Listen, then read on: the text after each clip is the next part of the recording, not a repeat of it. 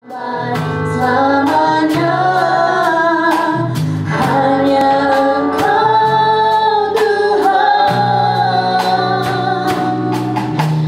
tak terselami pikiranmu, tak terukur panjang setiamu, dulu sekarang sampai selamanya.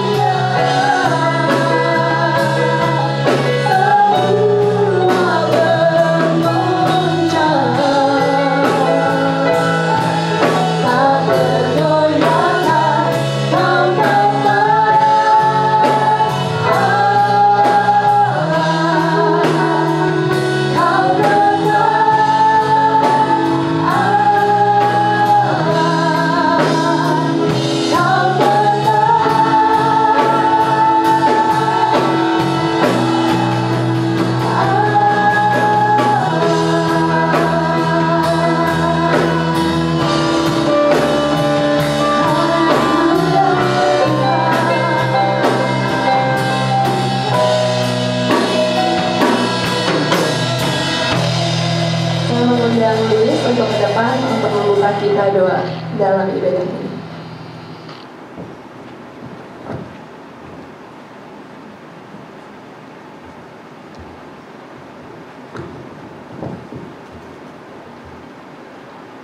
Mari kita bersatu dan berdoa. Bapa kami yang bertata di kerajaan surga, Tuhan, terima kasih Tuhan atas berkat dan penyertaan-Mu Tuhan dari hari-hari kemarin hingga sampai saat hari ini Tuhan. Tuhan, sekarang Tuhan kami yang beribadah Tuhan, bimbing kami Tuhan, jaga kami Tuhan, berikan kami hati yang nurani terhadap firman-Mu Tuhan nanti Tuhan. Dan juga Tuhan jaga ibadah ini Tuhan, tetap mengurus ibadah ini Tuhan supaya menjadi berkat bagi hidup kami Tuhan. Haleluya Tuhan, amin.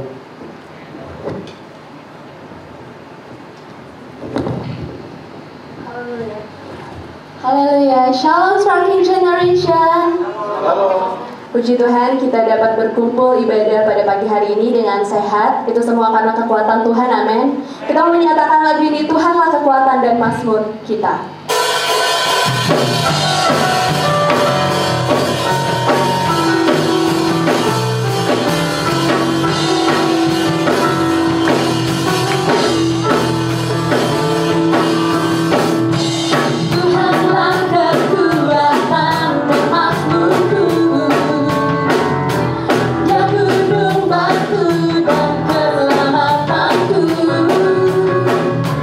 Hanya padamu hatiku percaya.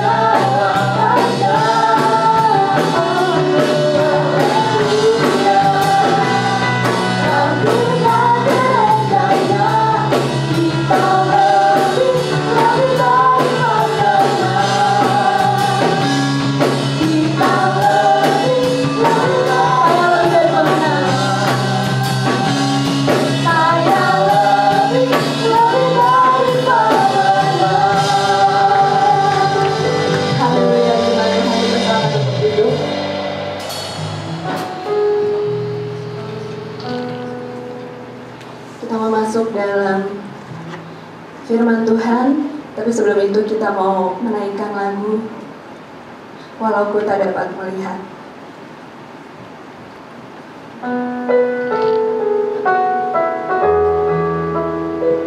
Haleluya Tuhan, kami sadar Tuhan bahwa tidak semua dapat kami miliki di dalam kehidupan kami Bapa. Tapi kami percaya Tuhan bahwa rencana-Mu selalu indah dan tepat pada waktunya Bapa. Haleluya. Kita mau menyatakan lagu ini dari awal. Ku sadar tak semua dapat aku miliki di dalam hidupku, hatiku percaya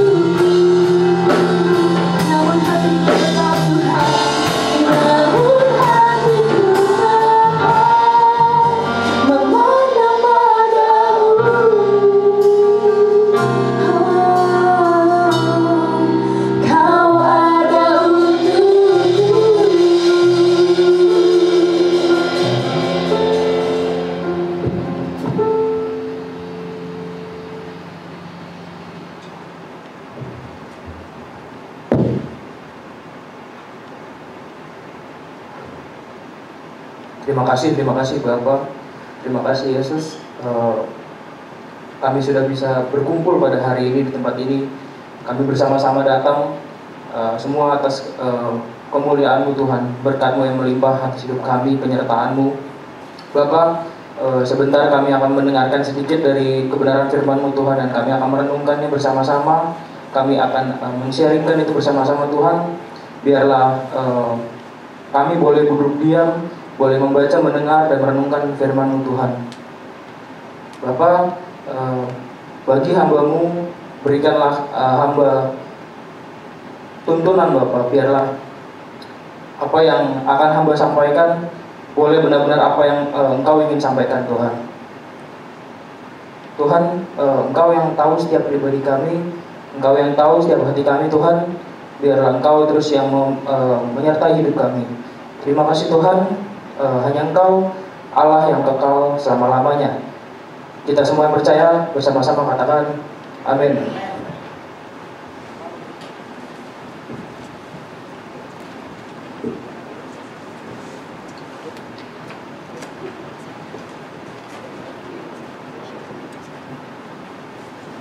Shalom teman-teman. Pagi hari ini kita akan sedikit sharing, kita akan renungan firman mengenai sebuah karakter teman-teman. Karakter yang seperti apa? Mungkin sebelumnya teman-teman yang belum bawa Alkitab bisa ambil di depan. Kita akan baca sedikit dari kebenaran firman Tuhan.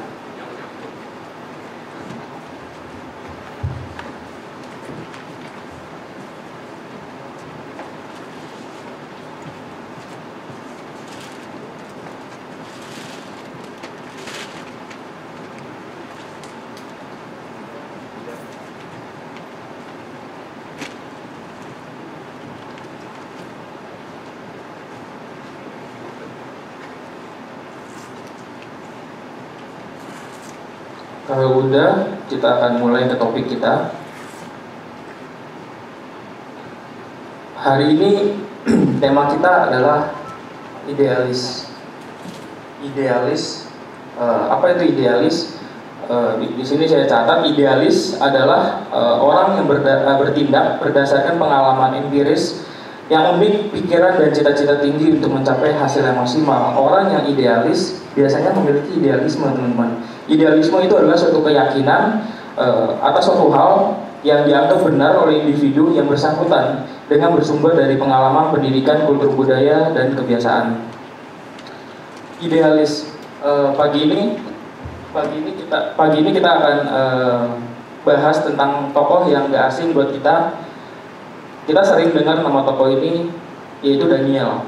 Daniel ini biasanya kita dengar tentang cerita gua singa, atau bersama teman-temannya Sadrak, Mesyak, dan Abednego, ya kita dengar dengan cerita tentang dapur api. Tapi pagi hari ini kita akan coba gali lebih dalam. Kita lihat Daniel ini punya suatu idealisme yang kuat, suatu kesetiaan, suatu keteguhan hati kepada Allah yang dia lakukan.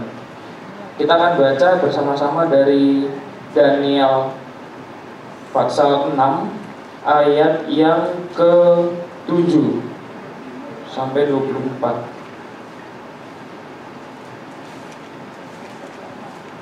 Bisa kita buka bersama-sama.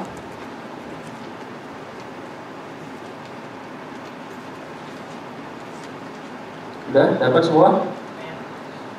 Baca berganti-gantian. Saya akan membacakan ayat yang pertama, kemudian teman-teman akan baca berikutnya. Daniel 6 ayat yang ke-7. Kemudian bergegas-gegaslah para pejabat tinggi dan wakil raja itu menghadap raja, serta berkata kepadanya, "Ya Raja Darius, kekalah hidupmu tuanku."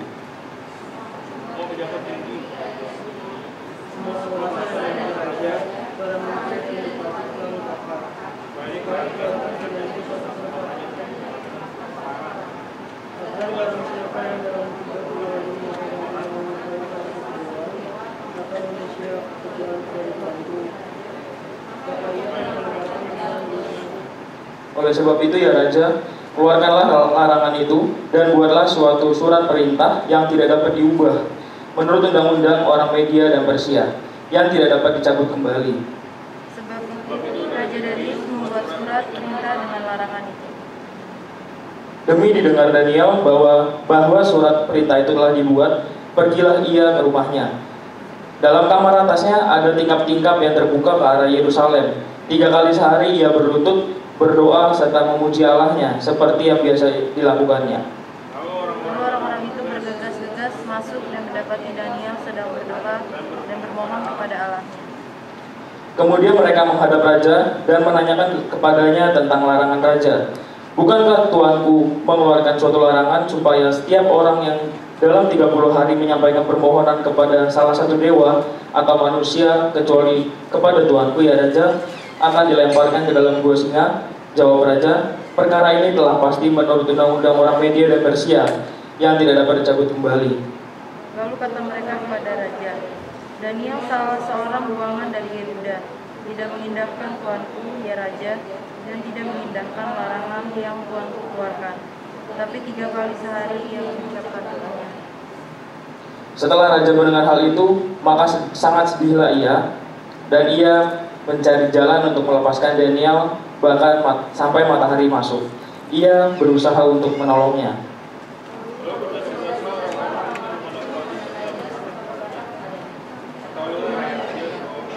Undang-undang orang Media dan Persia tidak ada larangan atau penetapan yang dikeluarkan raja yang dapat diubah. Sesudah itu, raja memberi perintah, lalu diambillah Daniel dan dilemparkan ke dalam gua singa. Berbicara raja kepada Daniel, Allahmu yang kau sembah dengan tekun, dialah kiranya yang akan melepaskan kau. Maka dibawalah semua gua batu dan diletakkan pada gua itu. Dan dengan cincin materai para pembesarnya, supaya dalam hal Daniel tidak dibuat perubahan apa-apa. Lalu pergilah raja ke istananya dan berpuasalah ia semalam-malaman itu. Ia tidak menyuruh datang penghibur-menghibur dan ia tidak dapat tidur.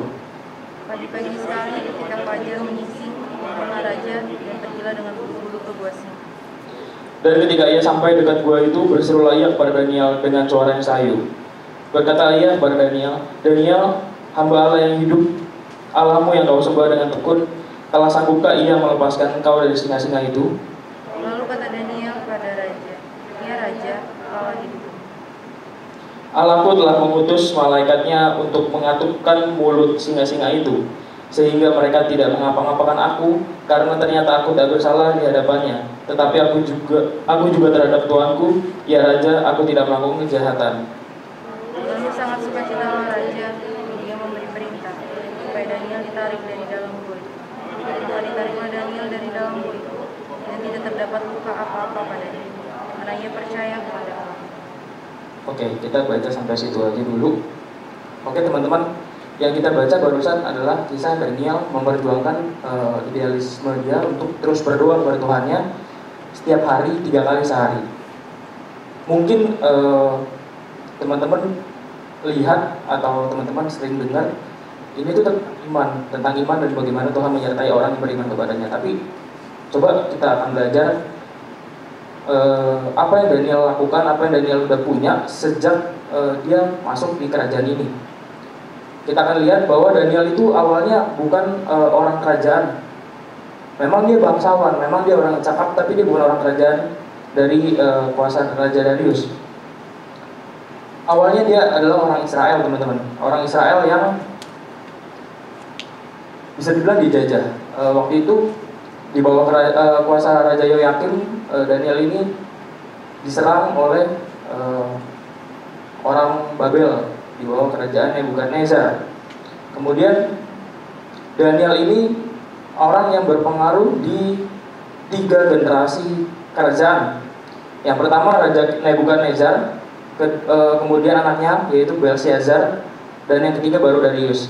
Nah, kalau teman-teman mau tahu, Daniel ini diangkat dari bangsa jajahan karena ia bisa dibilang yang paling ganteng, yang paling rapi, yang paling pintar, bersama dengan tiga teman-temannya, yaitu ada Sadrak, Mesak, dan Abednego. Saya akan ceritakan sedikit mengenai sejarahnya Daniel yang bisa teman-teman baca juga nanti dari rumah. Dari Daniel 1 sampai Daniel 5, bagaimana Daniel ini membentuk karakter dia, bagaimana Daniel ini mempertahankan idealisme dia di dalam kerajaan, dan raja tahu itu benar. Dan raja tahu itu benar, teman-teman. Daniel pada awalnya tadi, dari awal masuk, orang-orang jajahan ini diospek, teman-teman. Diospek 3 tahun lamanya oleh Raja Nebukadnezar. Diospek kemudian dibina. Ospek yang mungkin bahasanya, tapi pada saat itu adalah dibina, dirawat, dikarantina untuk kemudian layak masuk ke kerajaan. Daniel ini dari awal masuk udah berulah, teman-teman. Dari awal masuk dia minta, baru beberapa hari masuk dia tidak mau makan makanan kerajaan. Yang saat itu sebetulnya makanannya enak, teman-teman. Daging, mungkin steak, mungkin spaghetti. Minumnya anggur merah.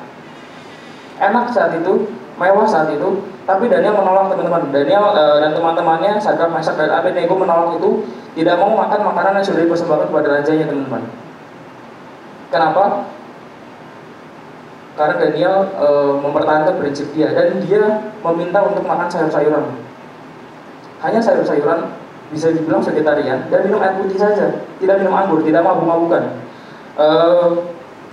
Raja saat itu sempat ragu, kemudian dicoba, ya udah oke, kamu minum makan sayuran, minum air putih.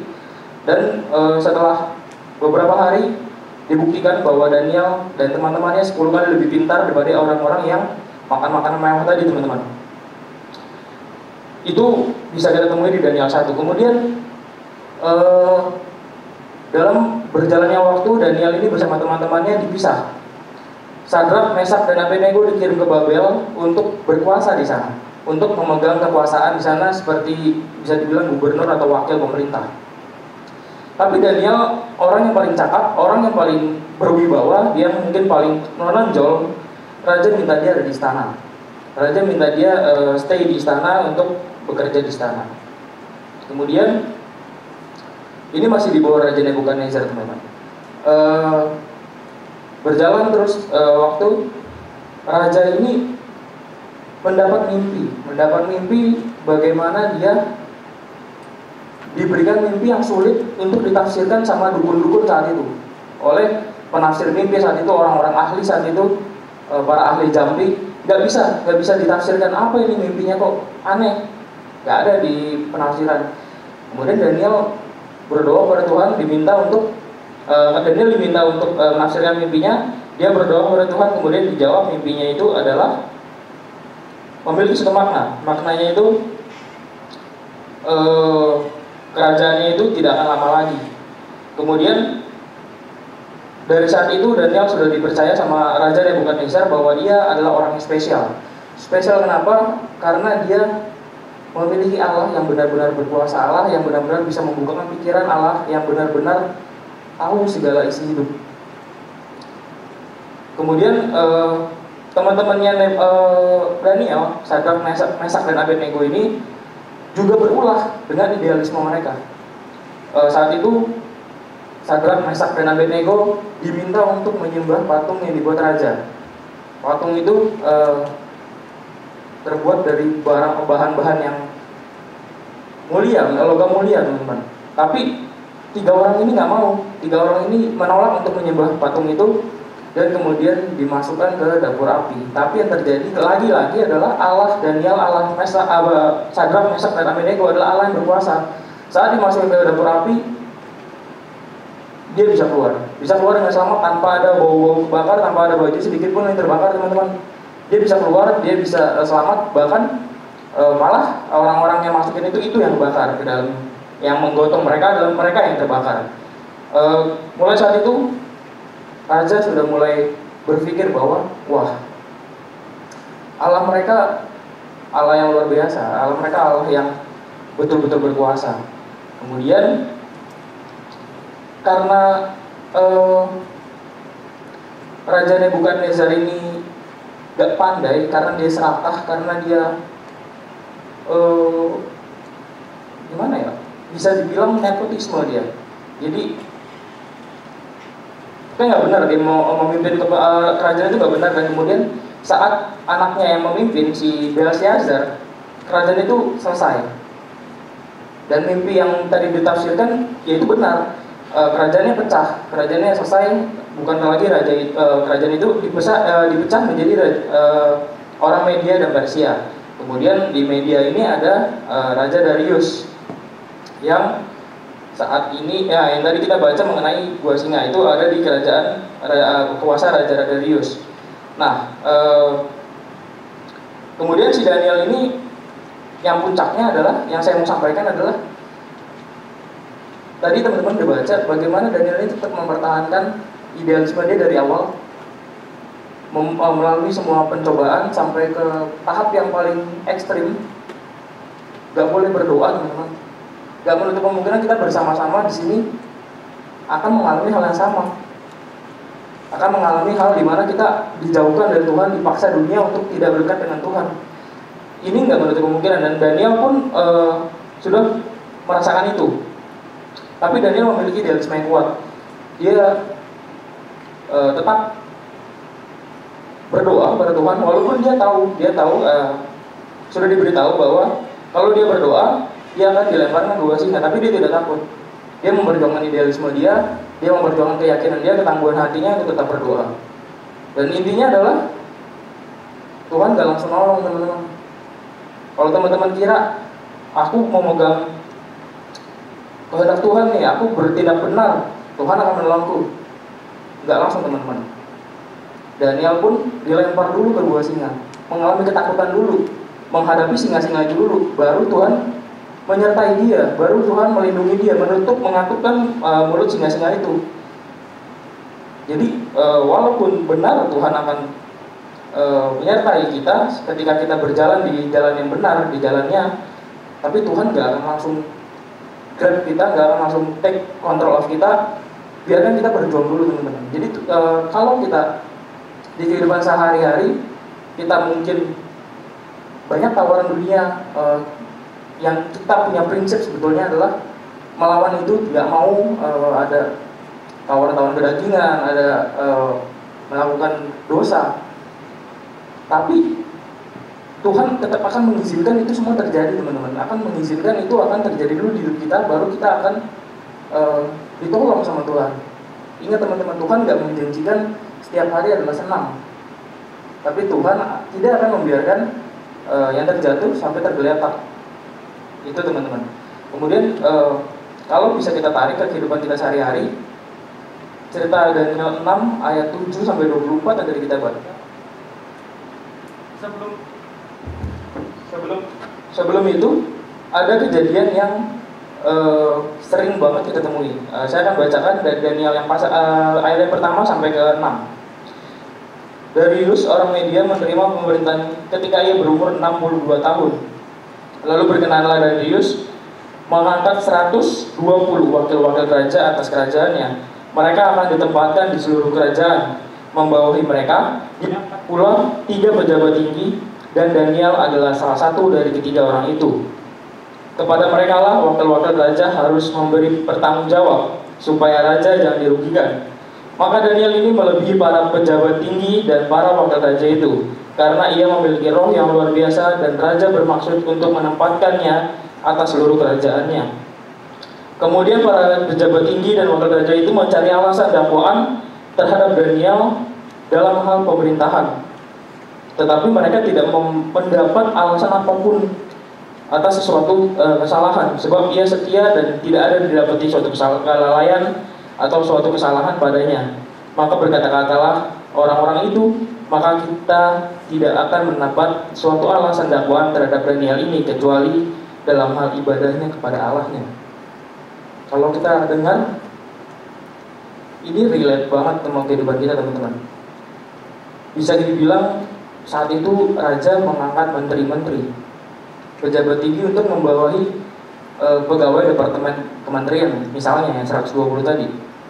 Tapi Daniel ini karena paling cakap ingin diangkat yang menguasai seluruhnya, ingin diangkat untuk berkuasa sepenuhnya. Dan teman-teman ini ada yang syirik, ada yang gak suka, ada yang iri, sehingga mereka bersekongkol berdiskusi bagaimana caranya jatuhin orang ini. Teman-teman sering ketemu orang kayak gitu. melihat kita udah maju, melihat kita udah bisa melakukan sesuatu yang baik, pasti ada orang yang ingin menjatuhkan kita, pasti ada orang yang ingin membuat kita hancur. Gak usah sekarang, dulu pun Daniel sudah mengalami itu. Dibuatnya aturan untuk menjebak. Teman-teman, saya mungkin saat sekolah, teman-teman juga pasti tahu bahwa guru, orang tua, guru sekolah minggu semuanya mengajarkan untuk tidak mencontek, tidak melakukan kecurangan saat ujian. Tapi apakah itu dilakukan? Ya, tapi ada yang enggak. Enggak menutup kemungkinan semua sekolah, mau yang swasta, mau yang negeri, mau yang bagus, mau yang standar, semuanya pasti ada yang mencontek, teman-teman. Itu tawaran dunia. Kenapa? Karena pemerintahan kita, sistem pendidikan kita menuntut nilai, menuntut angka, teman-teman. Jadi yang di mindset kita adalah kita ingin nilai tinggi. Gak tahu bahwa di balik nilai yang penting adalah pemahaman, teman-teman. Nah, kembali lagi, apa yang sebetulnya sering kita dapati adalah tawaran mencontek. Seperti Daniel ditawari untuk kenikmatan dunia, tapi Daniel menolak itu, dan terbukti Daniel adalah 10 kali lebih pintar. Jadi mungkin kalau kita sekolah mencontek, betul, ujian kita bagus nilainya, tapi kemudian di tingkat berikutnya, mungkin saat SMA atau kuliah atau kerja, kita merasa otak kita kosong, teman-teman, gak tahu apa-apa. Sekolah ngapain aja kalau nyontek. Ya, kemudian saya merasakan itu sendiri, teman-teman. Kalau saya belajar ujian, kemudian saya mencontek, saat itu, sekarang udah berusaha tidak ya, saat itu nilai saya bagus, tapi UN saya bingung. Soalnya ini, loh, kok beda? Loh, kok pas dimodifikasi saya nggak bisa jawab. Tapi begitu saya belajar betul-betul, yang saya coba kuliah, teman-teman, kita mencoba untuk belajar apa yang kita pelajari betul-betul supaya saat kerja bisa diterapkan. Itu harapan saya. Saat kuliah saya coba belajar berintegritas, memiliki idealisme bahwa saya tidak mau mencontek apapun nilainya, apapun soalnya, saya akan berusaha dulu. Dan sampai titik akhir pun saya akan berusaha sendiri. Walaupun saya tidak bisa menjawab, saya biasanya tulis di kertas ujian, maaf Pak, saya tidak bisa. Dan itu terbukti nilai saya biasa saja. Tapi saya tahu saya paham tentang apa yang saya pelajari. Ketika saya belajar lagi, saya tahu, oh ini dasarnya ini. Dan Tuhan sudah merancangkan itu, teman-teman. Kalau kita memiliki idealisme yang kuat, taat akan perintah Tuhan, tidak menutup kemungkinan Tuhan akan membuat kita 10 kali lebih pintar, seperti Daniel. Kayak gitu, teman-teman. Mungkin di dunia kuliah, teman-teman di sini ada yang masih sekolah, kuliah, kerja, banyak misalkan di dunia pekerjaan banyak korupsi, KKN, atau gak usah jauh-jauh deh korupsi, tindakan males-malesan, gabut, gaji buta, gak ada bos, gak kerja, proyek ditunda-tunda. Nah, itu sebetulnya adalah langkah kita yang tidak taat, tapi sering kita lakukan. Kayak misalkan kita lagi kerja, terus teman kita bilang, bro, deadline? Enggak sih, masih buat besok. Yaudah kita nongki dulu yuk, kopi siap bentar, dan ayo. Nah, tapi bilang ke bos, laporannya adalah hari ini udah selesai nih bos, besok bisa dikumpul kok. Kebohongan satu. Apakah besok akan benar-benar selesai? Gak tahu, teman-teman. Jadi intinya, yuk setelah belajar dari kisah Daniel, kita bersama-sama berkomitmen untuk bisa berjalan teguh pada pendirian yang tentunya sejalan dengan kehendak Tuhan. Walaupun memang berat, banyak tawaran dunia, banyak godaan, kedagingan, hawa nafsu. Tapi yuk coba kita berjalan seperti Daniel, karena Tuhan menjanjikan hal yang sama. Seperti itu, teman-teman. Mungkin kalau saya sendiri yang ngomong bosan, kita akan coba dengarkan bagaimana pengalaman, kita akan sharing bagaimana pengalaman idealisme orang-orang idealis di bidangnya masing-masing, di tingkatnya masing-masing, di generasinya masing-masing. Kita akan undang Bung Dedi untuk sharing mengenai dunia kuliah. Karena kuliah sambil kerja, kita akan minta untuk kuliahnya saja. Bung Dedi dipersilakan. Oh iya teman-teman, kemudian habis Bung Dedi kita akan minta Angel Bidara di sekolah. Kemudian ada Alfred di dunia pekerjaan dan Galatia Angelica untuk di dunia pergaulan remaja.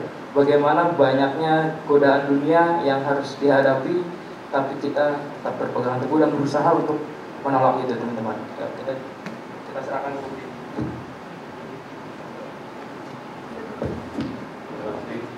Bung Carlos. Tapi tadi gue dengar-dengar kayak kuliah udah disebutin semua, Carlos. Ini gimana ini?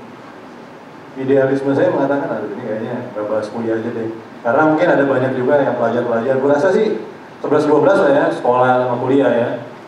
Kesimpulannya sama gitu, dia idealis nyontek ya, gitulah biasa diajak teman nongkrong, bolos, mandol segala macam. Sekarang kalau kelas online paling ya gitulah ya kan, masang green screen kan, padahal dia lagi tidur ya, biasa lah kayak gitu. Cuman di sini gue agak sedikit berbeda kan Mas, dari gue akan sedikit cerita tentang pengalaman gue di dalam pelayanan. Jadi gue juga idealis juga, gue gak mau disuruh-suruh sama lo bikin tema kuliah, gue juga gak mau, gue idealis. Jadi sedikit saksian tentang pelayanan, sebenarnya ada sangkut pautnya juga dengan kuliah, tapi sedikit banget sih. Jadi sekitar bulan Maret ya kemarin, setelah pandemi ini merebak dan kita PSBB dan segala macam, gak boleh gereja, jadi dipanggil lah gue dengan departemen kreatif CWS pastinya ya, bukan gereja lain. Dan terus gue dipanggil dan bilang, gimana nih kira-kira siapakah ada anak-anak Spark yang bisa untuk modir live streaming atau videographer dan segala macam. Nah untuk saja puji Tuhan tidak ada, jadi saya sendiri untungnya. Dan terus akhirnya gue koordinasi dengan beberapa departemen kreatif dan akhirnya dibuatlah live streaming dan langsung ditunjuk tuh kan, ada tuh orang yang masih ada sekarang. Dan dia jadi ketua gitu live streaming. Dan sementara background gue teman-teman ya, background gue adalah informasi teknologi lah, tapi gue lebih ke software bukan networking. Tiba-tiba disuruh jadi ketua live streaming gitu, lo harus belajar namanya broadcasting, lo harus belajar software broadcastingnya, lo harus belajar tentang kameranya juga, lo harus belajar tentang gimana cara live streaming yang stabil di YouTube dan segala macam. Wah, pokoknya itu bulan Maret sampai April sih itu gila sih, gue belajar semuanya karena ya emang nggak ada gitu teman-teman, karena memang sumber daya yang ada di gereja ini juga terbatas kan gitu kan.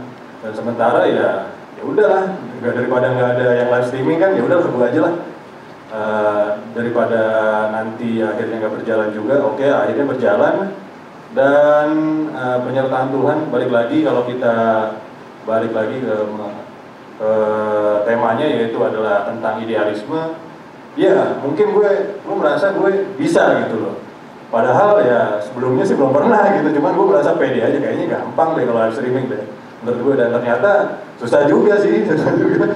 Apalagi lu dari pagi sampai malam ya, itu berasa capeknya sih ya lumayan sih, pegel juga. Dan yang paling susahnya sih paling ketika kayak ada troubleshooting segala macam internet. Gue harus belajar lagi tentang networking, jaringan, belajar lagi tentang namanya di dalam broadcasting ada namanya bitrate, ada yang namanya bit dan segala macam. Walaupun itu sebenarnya dipelajari juga sama gue, cuman gue nggak terlalu dalam di kampus. Dan uniknya dari idealisme gue dan kesotahuan gue ini, ternyata Tuhan masih berbaik hati gitu. Tuhan masih berbaik hati dan mau menolong. Jadi waktu itu kira-kira bulan Juni atau April, gue lupa deh. Jadi waktu itu emang lagi ada kendala teknis di live streaming dan tiba-tiba gue ada namanya satu pelajaran tuh namanya sistem multimedia. Nggak tahu kenapa, emang gue nggak tahu, gue nggak pernah baca apa sih namanya tuh, apa sih? Yang kayak di semester awal kan biasa ada tuh nanti pelajaran pertemuan berapa gitu loh. Gue nggak pernah baca, jadi gue nggak tahu juga, gue kaget ternyata mata kuliahnya ada gitu live streaming. Gue kaget juga, kok ada ya mata kuliah live streaming ya. Gue juga baru tahu, padahal gue IT dan segala macem. Dan disitulah gue belajar tentang live streaming, gue belajar tentang beberapa hal-hal yang nggak kepikiran gitu loh. Kalau gue nggak ngambil langkah dalam live streaming ini, ya gue rasa ilmu gue yang gue dapat saat itu tuh ya sia-sia aja, maksudnya nggak bisa gue aplikasikan gitu. Padahal itu gue dapetnya bulan Juni, sementara gue ditunjuk untuk jadi ketua live streaming itu bulan-bulan April atau enggak Mei dari gue lupa.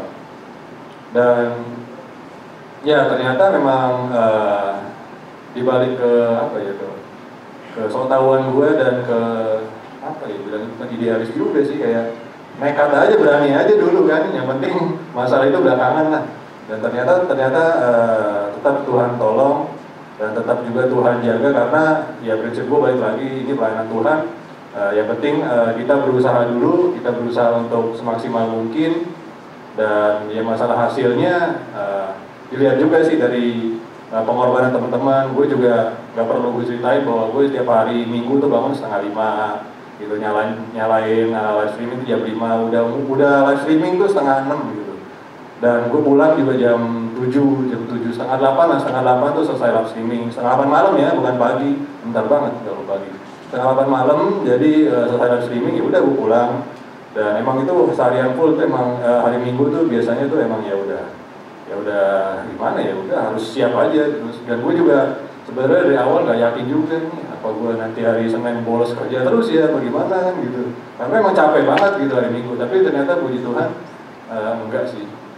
Nggak sampai bolos. Dan itu yang gue bagikan ke teman-teman, bahwa idealisme itu bisa teman-teman terapkan di mana aja, asal teman-teman mau berusaha dengan cara yang terbaik, cara yang benar ya pastinya, jangan dengan cara yang aneh-aneh atau dengan cara shortcut. Dan kemarin juga gue udah bilang ke pengurus, gue bakalan ganti isi worship karena isi worship kita ilegal ya, correct. Dan itu udah gue bilang juga ke beberapa departemen kreatif juga supaya diganti aja. Walaupun kelihatannya lebih sederhana, tapi minimal itu kita nggak ilegal lah, nggak nge-crack gitu, nggak aneh. Itu aja dari gue, thank you. Oh, Angelina.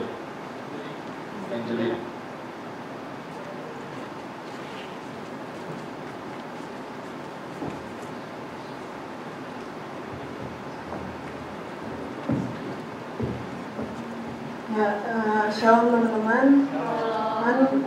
Aku tuh mau cerita tentang kemarin aku UTBK. Jadi waktu kemarin aku UTBK itu kan aku udah bersiap sebenarnya dari awal kelas 12 tuh, aku udah siapin, udah mulai belajar, ikut bimbel, gitu-gitu segala macam. Terus karena ada corona ini, semuanya tuh kayak jadi berubah gitu, sistem berubah, terus tanggalan harusnya bulan April malah jadi bulan Juli gitu.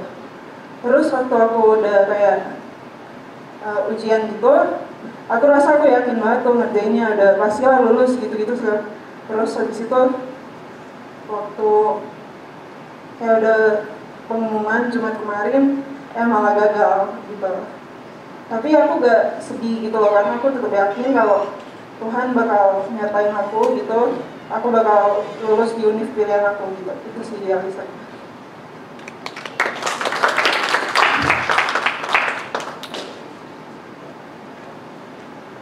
Boleh untuk Bung Alfred.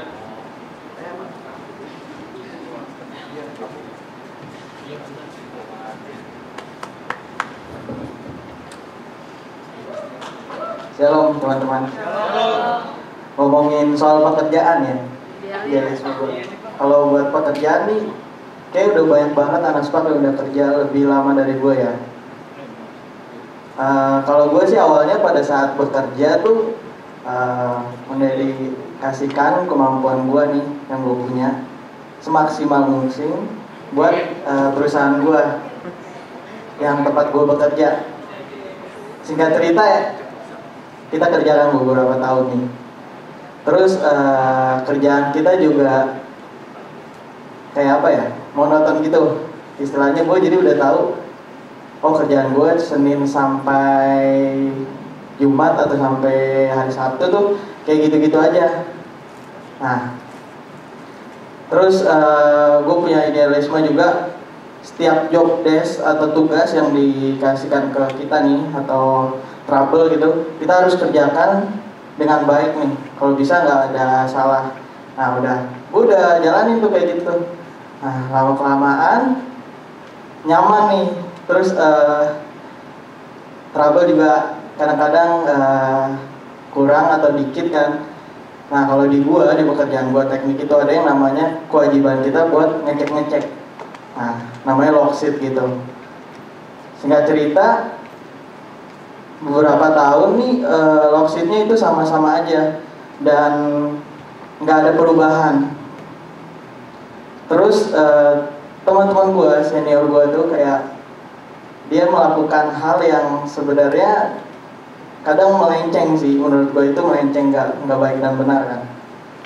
Nah gue nyoba ngikutin tuh, itu udah melenceng kan dari idealisme gue yang tadinya pengen kasih yang terbaik, dan sebenarnya itu nggak baik tuh kan.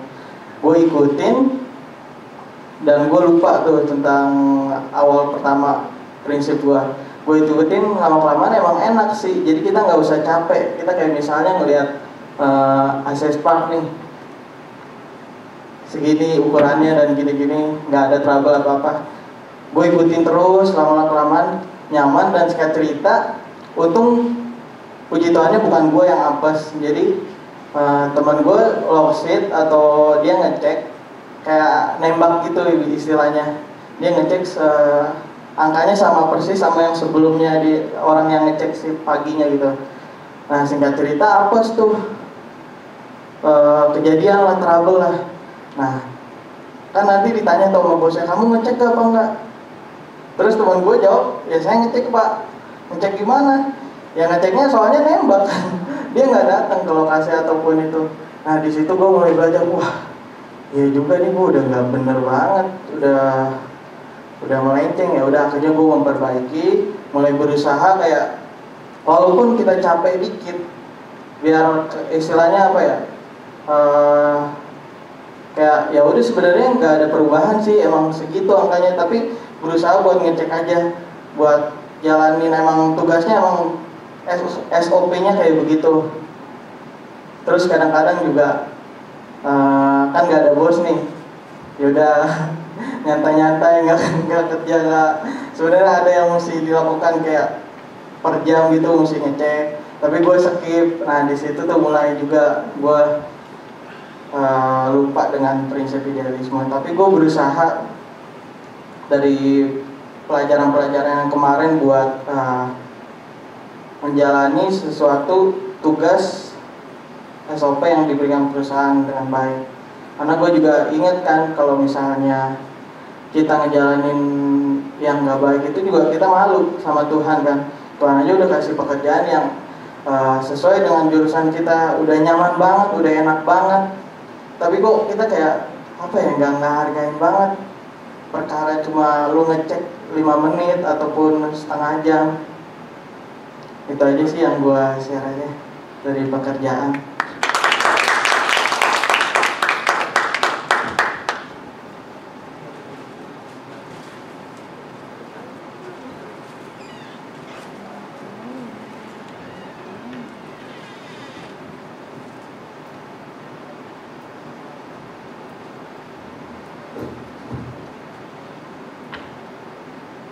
Shalom semuanya. Makasih buat Carlos udah ngasih aku kesempatan buat boleh sharing di sini. Di sini idealisme aku kali ini adalah gimana aku bertahan, keep on fire dalam Tuhan. Jadi sebelumnya itu latar belakang aku tuh termasuk kayak pergaulan aku juga buruk. Terus maksudnya kayak aku orangnya tuh gampang banget terpengaruh atau terdistract sama lingkungan aku. Apalagi masa-masa remaja kayak gini kan, jadi kayak aku ngerasa dituntut sama pergaulan yang kayak, oh kalau misalnya kayak keep on fire dalam Tuhan tuh nggak keren gitu. Kalau misalnya kita ibaratnya kalau misalnya kita radikal dalam Tuhan itu tuh nggak keren gitu, karena dunia tuh menuntutnya beda ya kan. Terus sebenarnya di saat ini pun aku sharing kayak gini, kondisi aku bukan dalam keadaan yang maksimal dalam Tuhan, tapi Tuhan ingetin aku lagi, kayak gimana pun jatuh bangun aku, gimana pun keadaan aku sekarang, Tuhan tetap mau aku melayani, Tuhan tetap mau aku beritakan kabar baik buat orang-orang, apalagi buat remaja-remaja yang butuh dengar apa ya, hal ini gitu. Jadi gini, kemarin itu waktu masa-masa pandemi itu, dimana kita nggak bisa kemana-mana, bener-bener cuma di rumah aja, aku tuh ngerasa roh aku tuh dikasih makan tuh full banget, roh aku tuh kenyang banget, mulai dari ikut penyembahan pujian secara online, ikut komsel dan lain-lain, dimana aku ada komunitas, puji Tuhan aku juga dapat mentoring dari kakak komsel aku gitu kan. Jadi aku ngerasa roh aku tuh kenyang banget, roh aku maksimal banget dikasih makan gitu. Cuman begitu udah boleh keluar, udah masuk PJJ kan sekarang sekolah juga online, terus udah bisa kemana-mana gitu, meskipun masih dalam protokol tapi udah bisa keluar lah intinya. Tapi aku tuh kayak ngerasa kok aku makin kesini bisa ngerasa kayak balik lagi ke aku yang dulu ya, kok aku makin kesini kayak nggak berapi-api lagi ya, kok aku makin kesini kayak apa ya, seakan-akan jiwa sama roh aku tuh tarik-tarikan, roh aku tuh pengen Tuhan tapi jiwa aku tuh pengen enggak, apa ya, daging gue tuh maunya nikmatin dulu lah, gue kan masih remaja, gue juga masih pengen apa sih ikut-ikut kayak yang lain gitu, masih pengen nggak radikal-radikal amat gitu, karena menurut aku secara manusiawi juga kayak pengen lah have fun juga, pengen lah kayak teman-teman yang lain nyambung. Dan di sini aku ngerasa gini, ketika aku keep on fire, ketika aku mulai deket sama Tuhan, aku tuh nggak bisa nikmati pertemanan aku dengan teman-teman aku yang sebelumnya. Aku nggak bisa sedekat itu sama sahabatku yang mungkin secara value kita beda, mungkin secara apa ya, secara apa ya, maksudnya kayak bukan kerohanian tapi secara apa, prinsip hidup tuh udah beda. Aku tuh ngerasa nggak nyaman meskipun dia itu adalah teman dekat aku dulu. Dan aku di saat-saat kemarin itu mulai coba apa ya, samain, kayak mulai coba nyimbangin sama dia cara ngobrolnya. Dan aku ngerasa aku kemarin-kemarin itu udah mulai toxic, udah mulai kayak oh aku udah nggak benar gitu. Dan aku tuh pengen balik tuh susah banget karena ya itu yang aku bilang tadi, daging sama rohnya tuh tarik-tarikan gitu. Sampai pada akhirnya kemarin itu tepat kemarin banget, aku tuh coba cerita sama kakak mentorku kayak apa yang aku alami, apa yang sekarang bikin aku kayak apa ya, jemu-jemu lah, semu-semu banget, kayak apa sih, panas enggak dingin, pokoknya bener-bener hancur banget. Aku cerita ke kakak mentorku dan kakak mentorku cuman bilang satu hal sama aku tuh harus perhatiin setiap apa yang aku masukkan ke dalam diri aku, asupan apa yang masuk dalam diri aku tuh aku harus perhatiin, apa yang aku tonton, apa yang aku denger, apa yang aku ucapin, bahkan apa yang aku lihat, pokoknya semuanya yang masuk dalam diri aku harus bener-bener saring, bener-bener coba pakai kacamatanya Tuhan, bener-bener lihat semuanya tuh bener-bener disaring pokoknya kan. Terus aku juga diajarin untuk sejatuh apapun kita, sebobrok apapun kita kan suka kayak enggak lah gue udah jatuh banget, aduh gue nggak enak datang ke Tuhan lagi, udahlah udah terlanjur, udah nggak layak dan lain-lain. Tapi di sini tuh idealisme menurut aku adalah gimana kita bisa bangkit lagi sekalipun kita udah jatuh terlalu dalam, gimana kita bisa bangkit lagi sekalipun kita udah apa ya, udah rusak parah lah, tapi Tuhan tuh mau kita tuh nggak capek-capek buat tobat, kita nggak capek-capek buat coba lagi, nggak capek-capek buat berusaha. Dan itu dia, perhatikan apa yang menjadi asupan dalam diri kita, apa yang kita tonton, apa yang kita dengar, semuanya itu mempengaruhi roh kita juga. Terima kasih.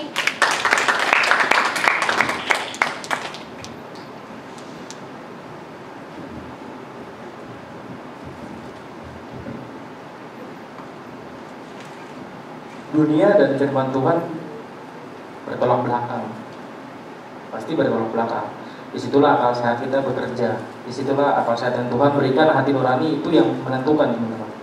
Bisa kita konklusiin ya dari sharing teman-teman kita bahwa kalau kita idealisme, kita punya idealisme, kita orang idealis, akan kebenaran akan banyak, udah terbukti akan banyak godaan, akan banyak tawaran-tawaran dunia.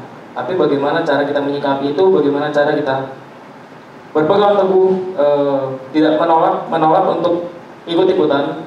Dan jangan lupa Tuhan akan membiarkan kita melalui pelajaran dulu teman-teman, gak langsung diangkat. Dan mungkin menanggapi Angelica, teman-teman, kalau kita jatuh dalam dosa, ingat teman-teman, kita yang memang manusia berdosa. So jangan takut-takut, jangan malu-malu untuk ngaku ke hadapan Tuhan, datang dengan rendah hati. Tuhan, aku berdosa, aku minta maaf, aku nggak mau ulangi lagi Tuhan. Kayak gitu sih. Mungkin itu renungan kita dan sharing dari pagi hari ini. Mari kita tutup dalam doa.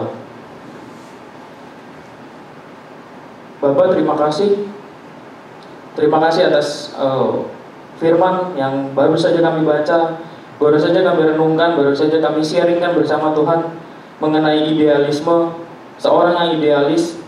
Daniel, Bapak, ajar kami, bimbing kami, sertai kami Tuhan, supaya kami boleh menjadi seperti Daniel, berpegang teguh atas setiap kehendak-Mu, Bapak.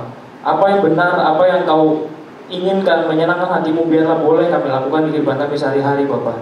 Hari lepas hari, minggu lepas minggu, bulan lepas bulan, Tuhan. Biarlah apa yang kami lakukan boleh menyenangkan hati-Mu saja, Bapak. Terima kasih Tuhan. Kami tutup renungan ini Tuhan. Engkau yang pegang setiap hati dari kami Tuhan. Engkau yang ubahkan hidup kami. Karena Engkau yang tahu. Sekali lagi Engkau yang mengerti Tuhan, bagaimana kami hidup, bagaimana gaya hidup kami, bagaimana kami menghadapi segala macam pencobaan Tuhan. Kami serahkan segalanya dalam tangan kasih-Mu Bapa. Engkaulah Allah yang kekal, hidup selama-lamanya. Haleluya, amin. Doa syafaat. Mungkin silakan.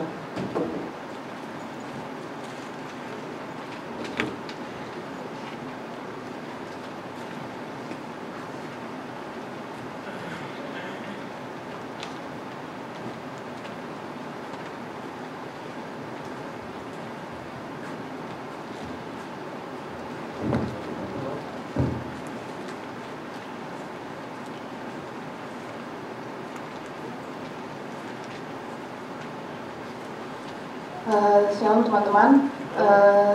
Sekarang saatnya kita akan memasuki doa syafaat yang akan dipimpin oleh saya dan juga Simon. Teman-teman, mari kita bersatu dalam doa.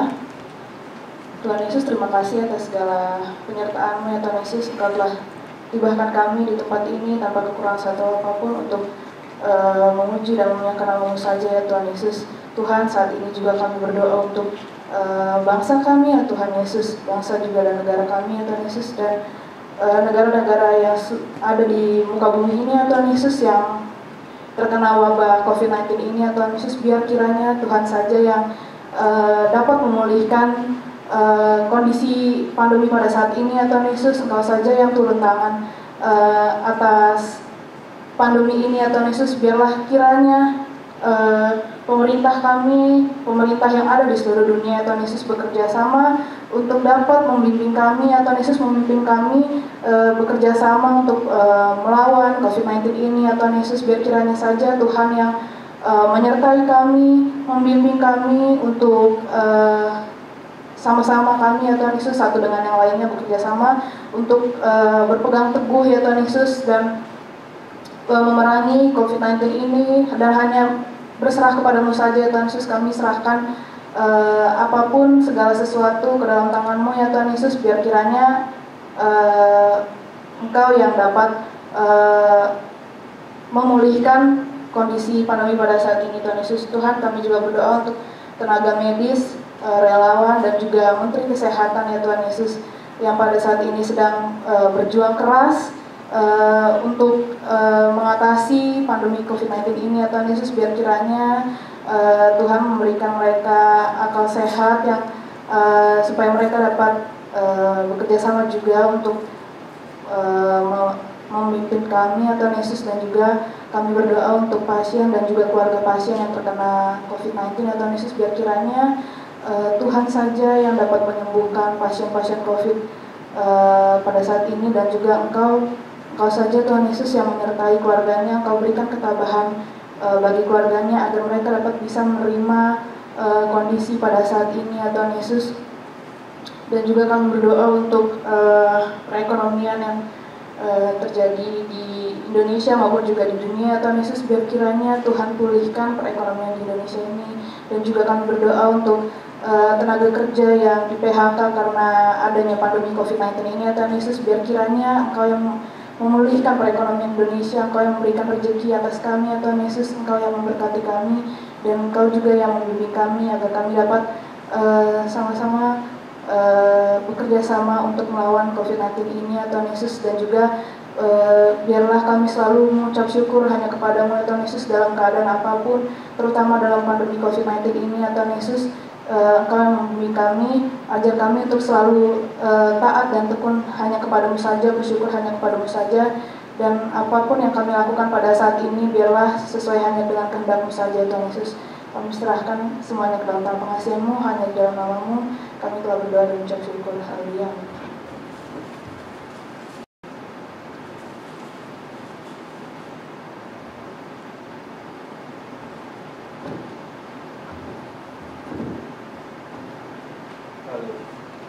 Haleluya, terima kasih Tuhan untuk kasih dan anugerah-Mu Tuhan bersama kami, bersatu hati Tuhan.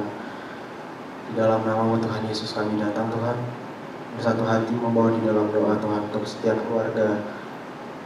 keluarga kami Tuhan di tempat ini, dimanapun berada Tuhan.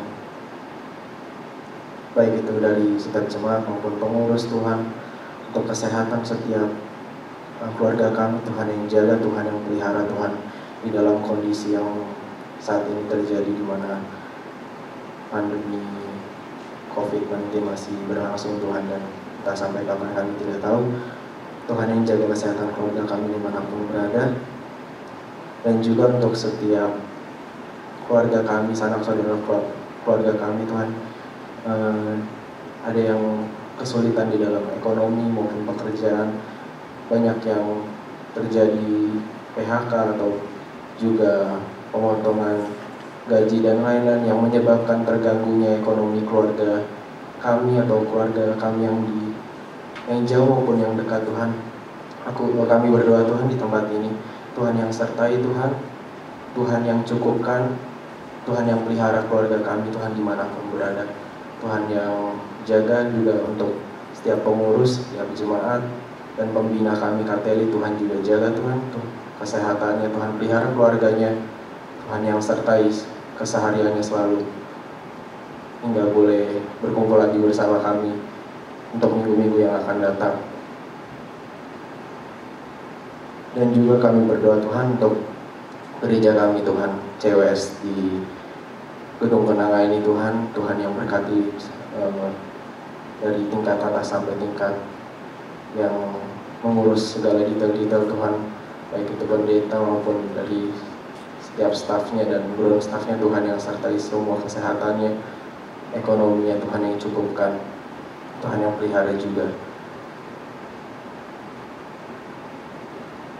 Tuhan berkati untuk setiap gereja-gereja di Indonesia Tuhan, yang saat ini juga sudah mulai melangsungkan ibadahnya di tempatnya masing-masing dengan protokol-protokol yang ada Tuhan, yang pelihara Tuhan semuanya, biar Roh Allah yang memimpin Tuhan setiap kami di dalam melaksanakan ibadah dengan keadaan yang bisa disebut dengan keadaan yang baru, tidak seperti biasanya.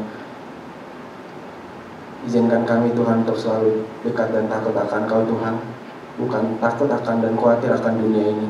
Kami percaya Tuhan hanya karena kasih dan anugerah-Mu Tuhan kami boleh ada di tempat ini sampai sekarang ini. Untuk itu Tuhan, Kau jaga bangsa ini Tuhan, Kau lindungi negara ini dari segala sakit penyakit yang baik yang menyebabkan sakit biasa maupun sakit yang mematikan Tuhan, yang kami percaya Tuhan Kau yang menjaga bangsa ini dari segala sakit penyakit, dan Engkau yang pelihara bangsa ini dari segala hal-hal yang tidak kami inginkan Tuhan. Terima kasih Tuhan Yesus, kami berserah di dalam nama Tuhan Yesus dan menyerahkan hidup kami setiap harinya, hari lepas hari hanya di dalam nama Tuhan. Terima kasih Tuhan. Haleluya. Amin.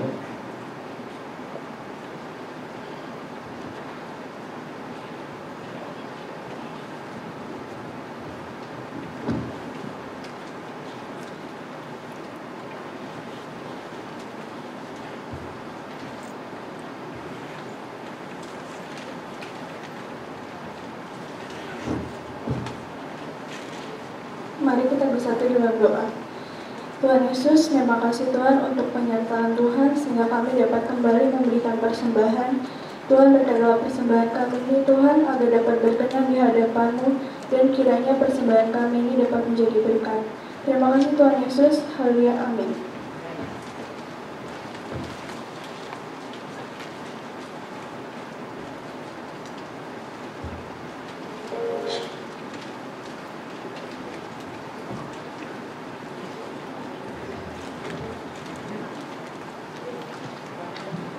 Dalam part berikut pengumuman untuk hari ini.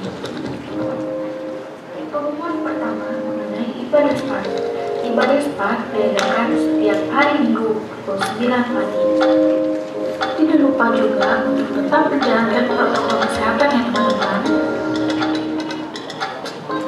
Berikut laporan persembahan pada Minggu 9 Agustus 2020. Persembahan syukur sebesar Rp403.000 dengan total Rp403.000. Pengumuman selanjutnya, malam doa SPAD diadakan setiap hari Kamis pukul 8 malam. Yuk ikut bergabung dalam doa SPAD bersama. Pengumuman selanjutnya, protokol kesehatan. Ada beberapa protokol kesehatan yang harus dijalankan.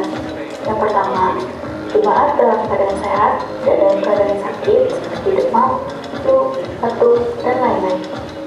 Yang kedua, jemaat wajib memakai masker dari rumah saat berada di lingkungan gereja sampai pulang ke rumah. Yang ketiga, jemaat diharuskan untuk mencuci tangan terlebih dahulu. Yang keempat, sebelum memasuki ruangan SPAD, jemaat akan dicek suhu badannya. Yang kelima, jemaat harus memakai hand sanitizer. Yang keenam, jemaat duduk di tempat yang telah disediakan. Yang ketujuh, jemaat dimohon untuk tidak menyentuh apapun saat ibadah, terkecuali penangkapan. Yang terakhir, jangan lupa untuk buang sampah pada tempatnya ya teman-teman, untuk menjaga kebersihan ruangan SPAD. Terima kasih, Tuhan Yesus memberkati.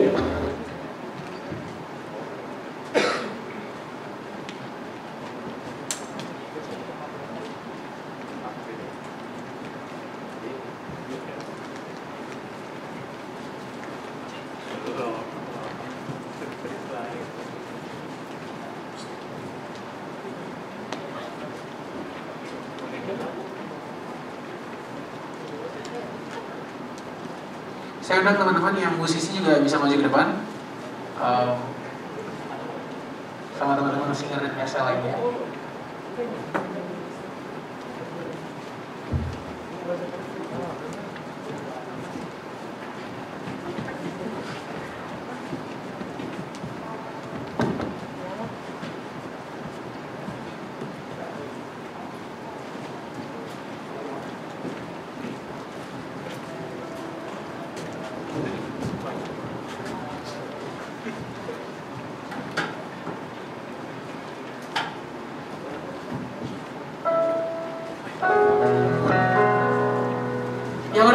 Yuk kita bangkit berdiri sama-sama yuk. Kita mau akhiri ibadah kita pada siang hari ini.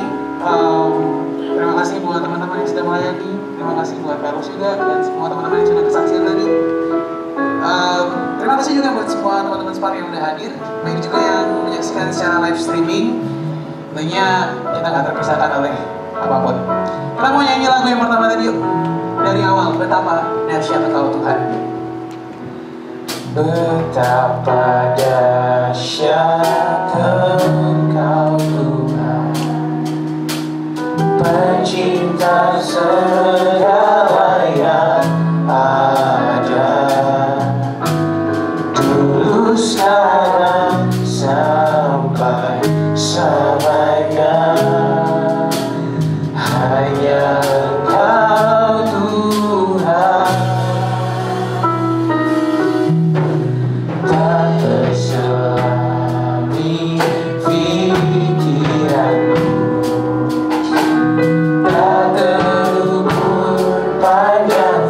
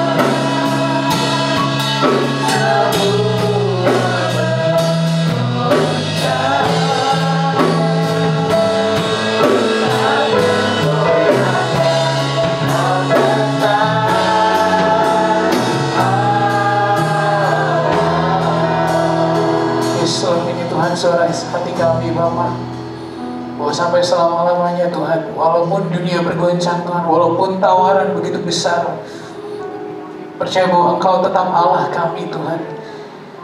Engkaulah sumber idealisme kami Tuhan. Firman mulai menjadi sumber idealisme kami Tuhan. Bapa, Engkau yang menjaga setiap anak-anak muda murid untuk selalu Tuhan senantiasa hidup di dalam naungan-Mu Tuhan, untuk selalu punya hati yang selalu lihat Kristus sebagai sumber dari segala-galanya. Tuhan, terima kasih buat firman-Mu, terima kasih buat hadiran-Mu yang begitu besar dalam kehidupan kami. Terima kasih buat kasih-Mu memberikan kesempatan untuk Spark Tuhan bisa bergereja setiap hari Minggu sampai detik ini. Terus berdoa Bapa, Engkau menjaga setiap anak-anak muda di tempat ini Tuhan. Engkau jauhi daripada setiap virus apapun, virus COVID-19 apapun. Kami percaya Tuhan Yesus, Engkau senantiasa menjaga kami. Kami juga berdoa Bapa untuk setiap penata layan yang sudah melayani pada hari ini. Engkau yang memberkati mereka Bapa, Engkau yang menjaga kehidupan mereka. Engkau yang akan Tuhan Yesus selalu menyertai Tuhan, menjadi sumber kekuatan, sumber berkat Tuhan, sumber sukacita.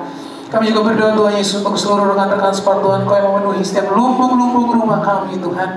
Kami percaya dalam keadaan apapun, dalam kesesakan apapun, janji-Mu ya dan amin. Engkau yang melindungi kami, Engkau yang akan terus memberkati keluarga dan rumah-rumah kami. Kami ingin pulang Tuhan, kami percaya bahwa berkat-Mu yang akan turun atas kami. Kami percaya bahwa wajah-Mu yang akan terus menyinari kami. Kami percaya bahwa perkataan-Mu, firman-Mu yang akan terus bersuara Tuhan di dalam hati kami, menuntun kami kepada pilihan-pilihan yang benar, menguatkan kami di dalam setiap godaan-godaan Tuhan yang mencoba untuk menjatuhkan kami. Terima kasih Bapa, sampaikan kami di rumah tanpa kurang suatu apapun Tuhan Yesus, bertemu dengan keluarga kami semua. Hanya di dalam satu nama yang begitu kudus, nama yang begitu mulia, nama Yesus Kristus yang percaya kita katakan sama-sama, amin. Oke, see you guys next week. Tuhan Yesus memberkati.